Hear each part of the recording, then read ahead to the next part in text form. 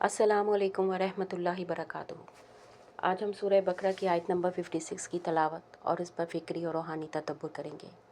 आइए कुरान की रोशनी में ज़िंदगी और मौत के राज को समझने की कोशिश करते हैं। सुम्मा बअसनाकुम मिन बादि मौतिकुम लअल्लकुम तशकुरून, और फिर हमने तुम्हें तुम्हारे मरने के बाद ज़िंदा किया ताकि तुम शुक्रगुजार बनो। यह आयत हमें बनी इसराइल के एक वाक़े की याद दिलाती है।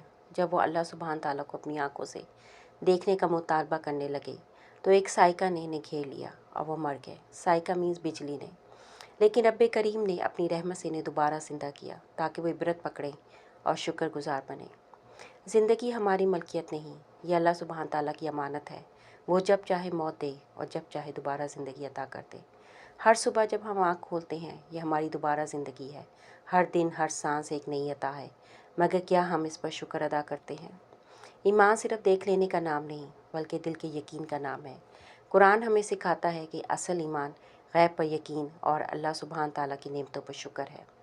ज़िंदगी में कई बार हम मायूसी, गफलत और गुनाहों में मुर्दा हो जाते हैं, लेकिन जब अल्लाह सुब्हान ताला की रहमत हमें जगाती है तो हम फिर से ज़िंदा हो जाते हैं।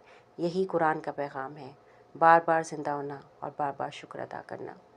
या अल्लाह सुब्हान ताला हमें हर दिन को नई ज़िंदगी समझने वाला दिल अता फरमा, हमें शुक्रगुजार बंदों में शामिल फरमा और ईमान के हमारे दिल की रोशनी बना दे। आमीन या रब्बल आलमीन।